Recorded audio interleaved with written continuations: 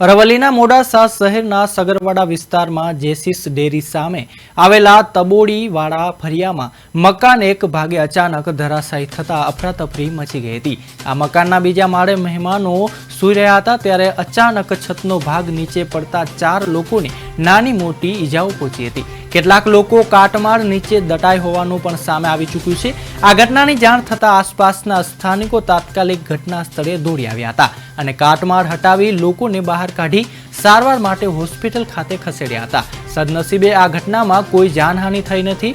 જો કે મકાનનો ભાગ ધરાશાયી થતા મોડાસા શહેરમાં જર્જરિત મકાનોની સ્થિતિ સામે ફરી સવાલો ઊભા થઈ રહ્યા છે।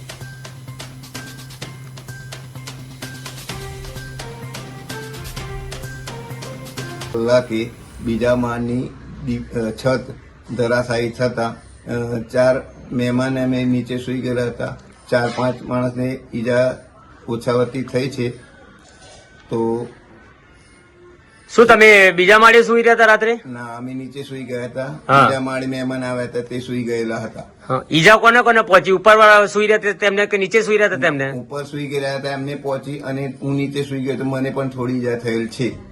કેટલા જણ ઈજાઓ થઈ છે? 4 જણની ઈજા થઈ છે। અત્યારે હાલ ઈજાગ્રસ્તો ક્યાં છે? એક તો આ છે, બીજા બેનને દવાખાને પાટો બાંધવા માટે લઈ ગયેલા છે। કે બીજા માળની છત ધરાશાયી થતા 4 મહેમાન અમે નીચે સૂઈ ગયેલા હતા।